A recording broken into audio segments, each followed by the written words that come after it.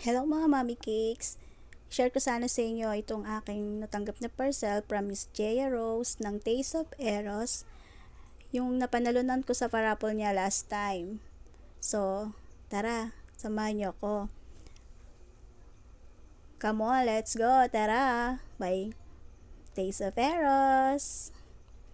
Eto na, umpisahan ko na siyang buksan. Nung nakaraan pa siya dumating, pero ngayon ko lang siya nakuha sa bahay.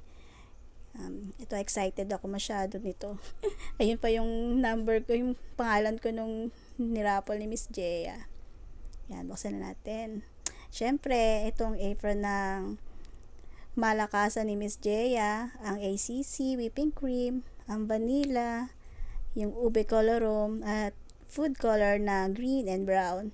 Syempre, ang malakasang baking soda. Naku, matagal-tagal ko itong magagamit.